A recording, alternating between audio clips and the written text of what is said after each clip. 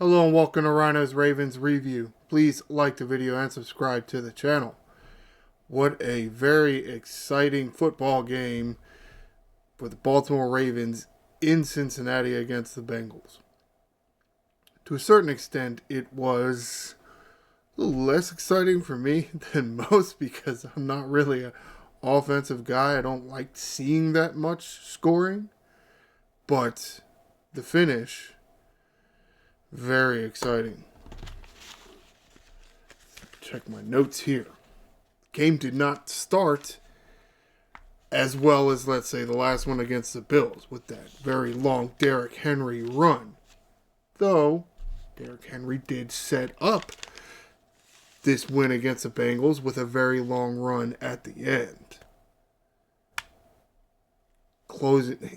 Helping close out the game. Big 50-plus yard run by Derrick Henry. Next play, Justin Tucker, 15-yard field goal for the win in overtime. And all this was due to the fact that Justin Tucker, some of us were getting down on because he's been missing a lot more field goals than we're used to. Tucker hits a 56-yard field goal to tie the game. To a certain extent, a lot of his field goals are going left, like he's pulling the ball. But the wind was going left to right. So while, yes, the field goal was going to the left, the wind helped it go back in between the uprights. Well, sometimes you got to play the wind, especially if you're going for a 50-yard field goal. I wonder if maybe that's having an effect. Maybe he's trying to play the wind and then he kicks the ball and then the wind just goes away. Or it doesn't do what he thinks it's going to do. Maybe. Possible. Of course, at the same time, this is the third possession of overtime. The Ravens had their chance in overtime with their first possession and Lamar Jackson fumble. Mostly because they can't get their asses up to the line, get set, make their checks. Oh shit, there's 2 seconds left on the play clock. We got to snap. It's like, well, maybe get your asses up there quicker. Get the play in quicker. Happens far too often for this team. And it did happen at least one other time in this game. And it's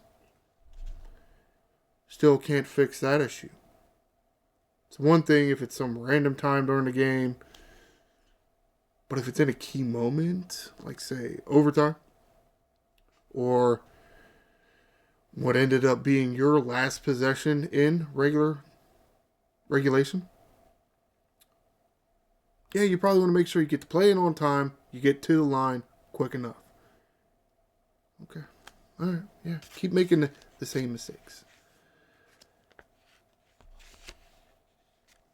Now, let's talk about John Harbaugh, because I feel like this is something that I have mentioned along with others in his time management, his timeout management. Yes, Harbaugh calling timeout, 49 seconds left in the first half.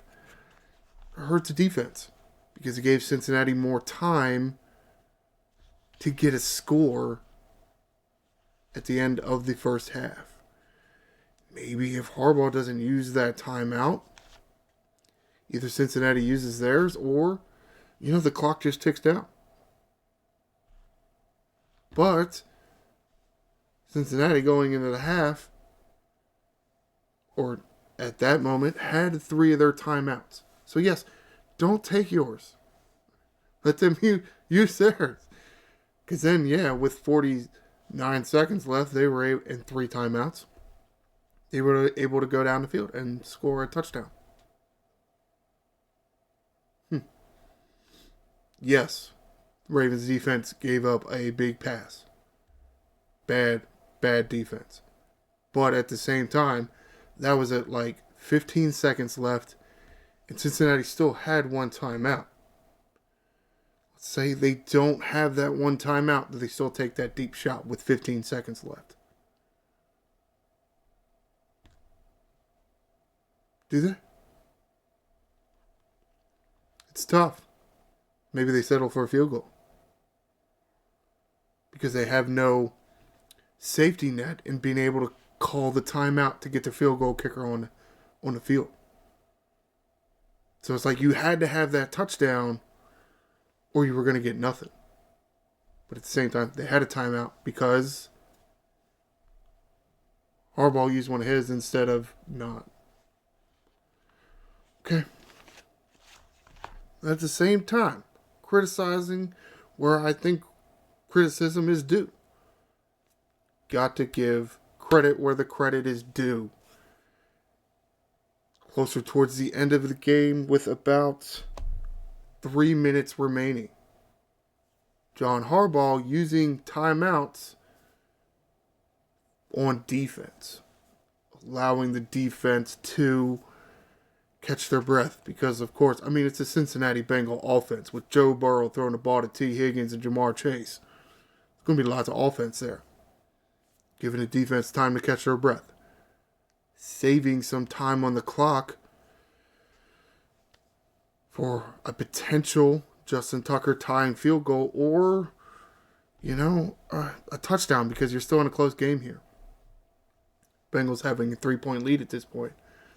Harbaugh taking a timeout at about, I think it was more about 3:06. And then the next play, Cincinnati runs, taking out to like 3:04. John Harbaugh calls another timeout.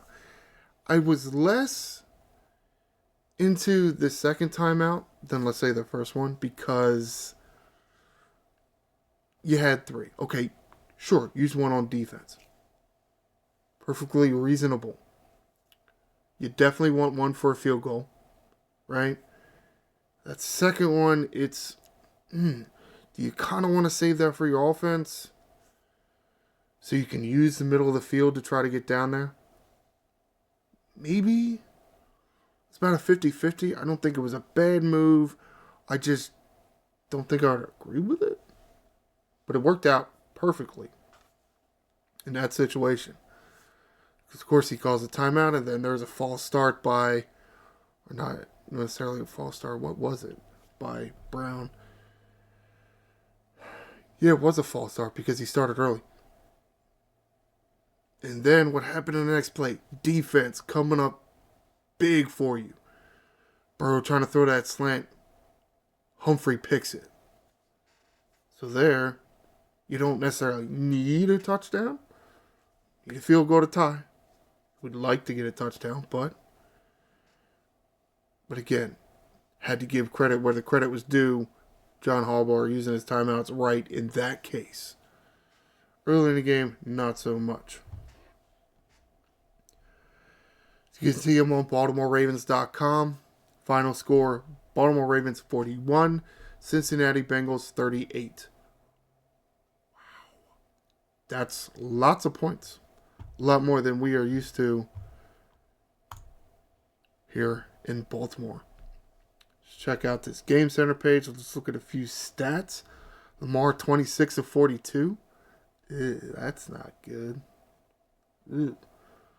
It's less than 66%. That's not a good completion rating. Not a good completion percentage. 348 yards passing is fairly good. 4 touchdowns. Yeah.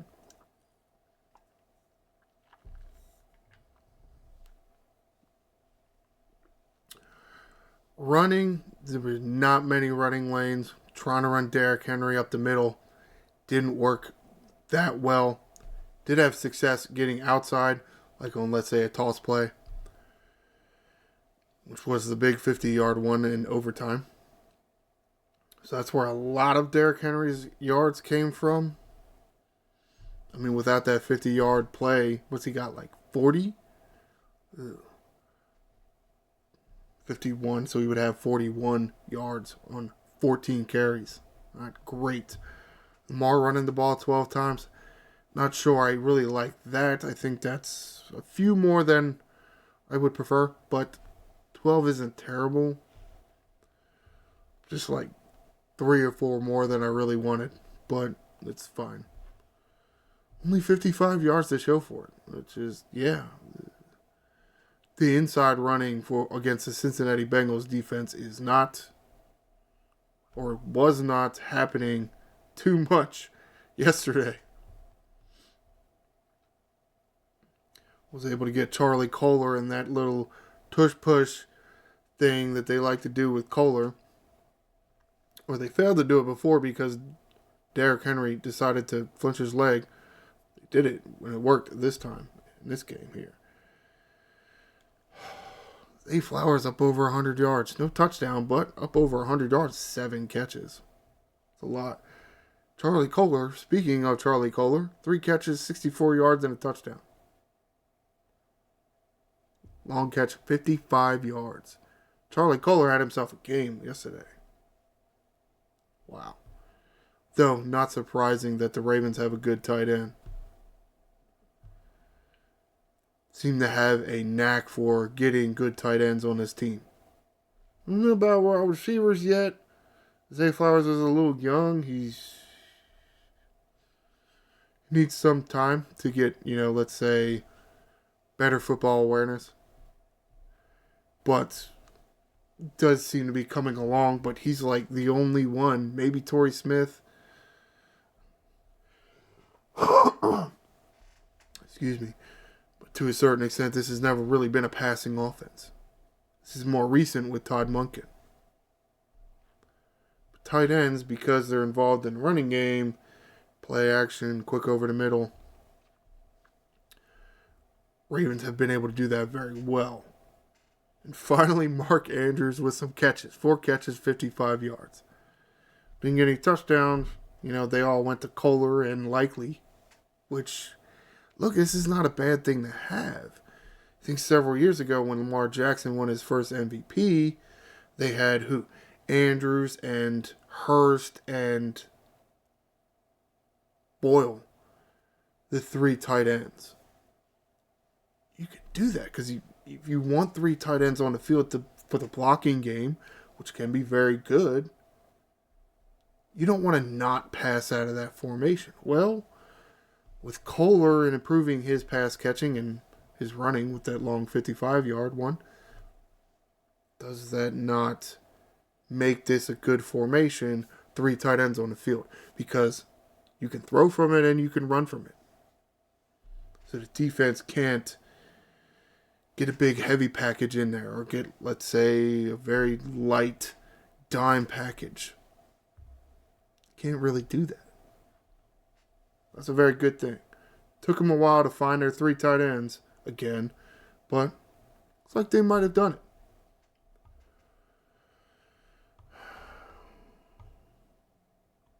Let's go to NFL.com.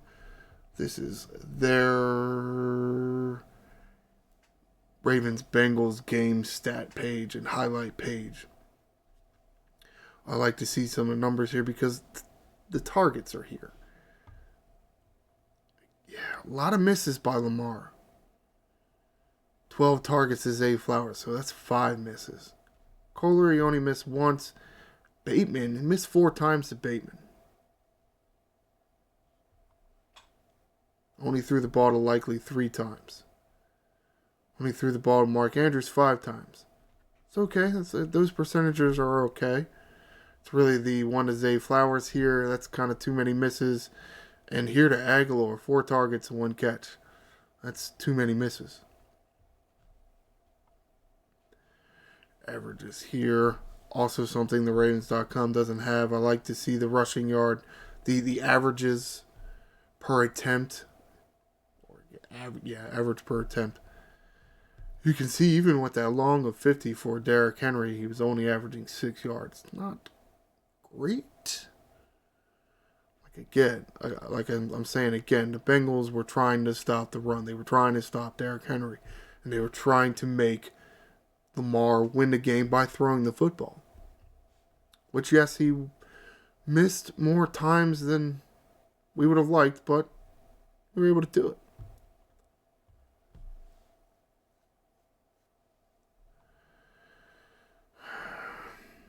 though he almost didn't do it on a few occasions. Because not only did he fumble that ball in overtime that led to a lost fumble, he did it one other time in the game. Again, it really doesn't. It doesn't seem like it was before Linderbaum came in. And it was like a mix-up in the exchange between center and quarterback. It just looks like Lamar's taking his eyes off the ball a little bit when he's there in the shotgun. Looking at the ball in your hand, like he's taking his eyes up to look at coverage. Which you understand, it's just you can't do that. You can't do that before you have the football in your hand, because then you lose it. What was it? Continue talking about offense. I got some more notes here. Sadly, Dax Hill left the game early, and we couldn't get as much brother versus brother action as maybe I was talking about in my preview show. After a few games of so-called good blocking, not by me, offensive line kind of reverted back to its mediocre, if not subpar self, especially for that safety. Yes, the Ravens gave up a safety. The Ravens offensive line plus Patrick Ricard knock on both of their reputation anyway. Play kind of flowing to the right. That's where they wanted to run with Henry. And Rosengartner kind of kicks out. Doesn't take the right defensive end there. Or the defensive end right in front of him. Tries to take a linebacker. And what appeared to be the hole that they wanted to run through with Henry. Ricard's going through it. And he doesn't pick up the end there. The end just comes in and blasts Derrick Henry half a second after he gets the football and it's in the end zone. And it's, wow. The one time you can't let a defensive lineman into the backfield is the time you let a defensive lineman into the backfield. Untouched. Ricard kind of grazed his shoulder as he went by. That's about it.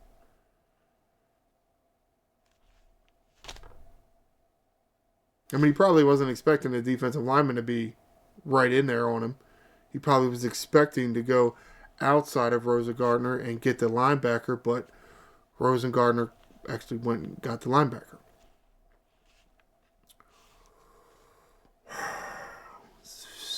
Too many misplays by the Ravens offense, especially.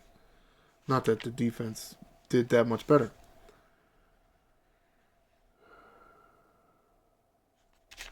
Going back to the play immediately before that, the punt by Cincinnati. Dude punted from his own 30. How's the ball at the 2-yard line? Well, because it touches down about at the 18 and just, it keeps bouncing and bouncing. And the two gunners from the Bengals are down there. There's no other Raven in sight. Tylan Wallace is standing about at the 20-yard line, just kind of looking at everything. He could have gone over and fair caught it. He was not that far away.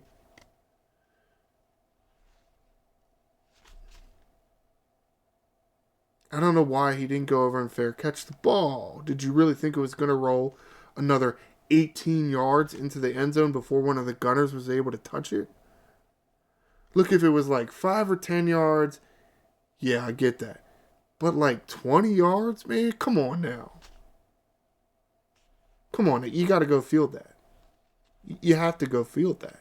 Because you can't put the offense in that deep of a hole. I mean, everybody's practically lining up in the end zone. You can't do that. That's fine. That's fine. We have been having trouble with return men. On occasion, Deontay Hardy could not go. So there's your primary guy. And Tylan Wallace is somewhat young. Learning experience, right? Learn from this. Okay?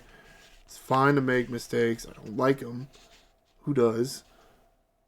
But as long as you don't keep making the same mistake, we're probably okay, right? Probably okay. Lamar's second touchdown pass to Likely. Which one was it? Way down here in the fourth quarter. Lots of touchdown by the Bengals, and then the Ravens, and then the Bengals, and then the Ravens, and then the Bengals, and then the Ravens. Right here. This one, right before the interception by Humphrey. This is the one where he fumbled. Fumbles the ball. Running around. Rolling out to his right. Much like Josh Allen did the game before.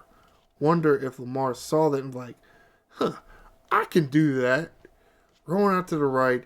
Just stiff-arming Hendrickson. Stiff-arming him like 3-4 times. Finally gets Hendrickson on the ground. Then another linebacker comes to help. But he's able to toss this ball up into the end zone. Or only that somebody that's like 6'6" can jump up and catch it.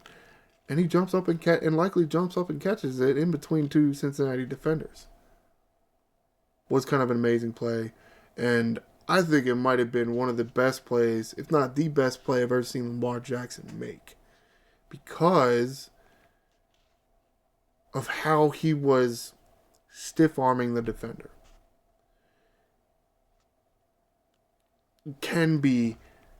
We've seen Lamar Jackson do all these spin moves and juke moves, stutter steps, speed. At some point, that's going to go away just because he's just going to get older. So you have to learn other moves. Maybe by watching other quarterbacks. Or maybe your own teammate like Derrick Henry. Now, use your left arm. Be careful because you don't want to hurt your arm. So I do see some progression there. And looking downfield. Looking for not necessarily just a go-to guy, but a good target for the red zone. Zay Flowers is kind of a go-to for Lamar, but is Zay Flowers a good target in the end zone? Not really, because he's kind of small. Likely is very big. Large catch radius. Very useful weapon in the red zone, or the end zone, if you will. That's who Lamar found. Yeah, definitely one of my new favorite Lamar Jackson play. Talk about the defense, because talking about all these touchdowns back and forth here, which didn't start until the second half. You can see here in the first half, there's lots of punts. Definitely some adjustments made at halftime by both teams.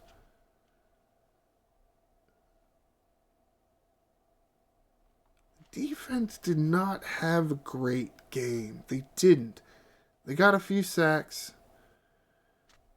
And BK got one where he really needed it. Which drive was that? And they really needed. No, that's the wrong button. Was it this one here? This one here. Because after Tucker hits that game-tying field goal, there's still like 1:30 left on the clock. You don't want Cincinnati to go down there. Well, first play right off the bat, Manabike sack, 7-yard loss.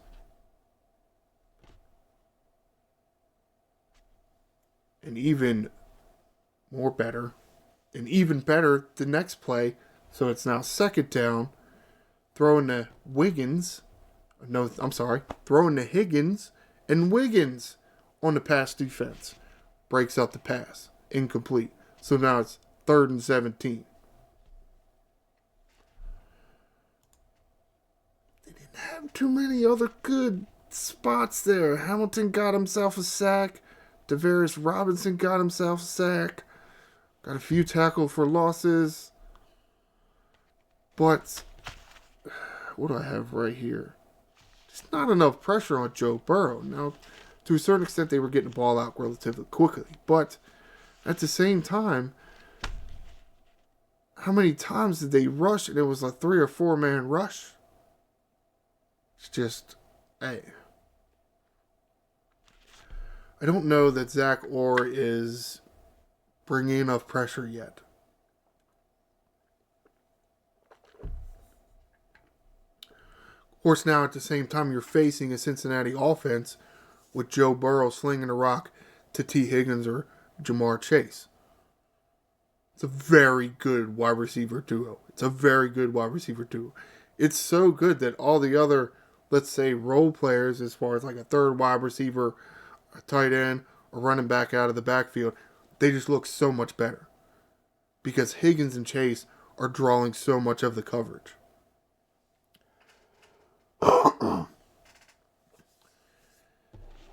So, yeah, you don't really have a lot of extra guys to get more pressure on the quarterback. To a certain extent, I feel like Owe dropped out a little more often than I would have liked. Like, I don't want Owe to drop out in pass coverage. I mean, you kind of get it because you want to offer a different look, but yeah, I don't know about that one.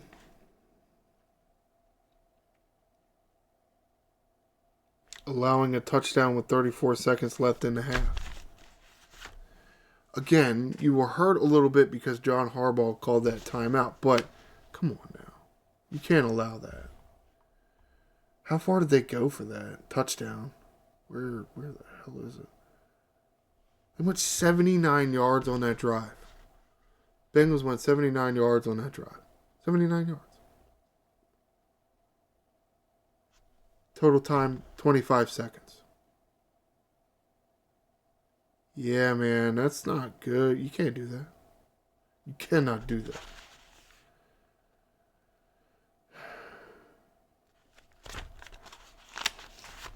Though at the same time, Cincinnati was able to get a 2-point conversion there, which really hurt because of the safety, and then now the 2-point conversion.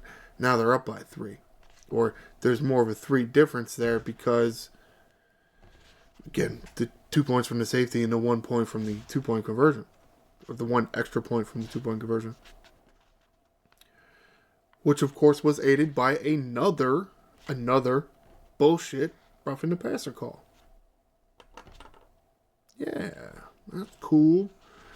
And from what I say, it's a bullshit pass interference call because dude, man, was shoving Kyle Hamilton as much as Kyle Hamilton was shoving the other guy, but it's fine. Of course, you're always going to call, defensive pass interference there because that's what you want. You don't want defenders touching offensive players. You just want to admit it. It's fine. It's fine.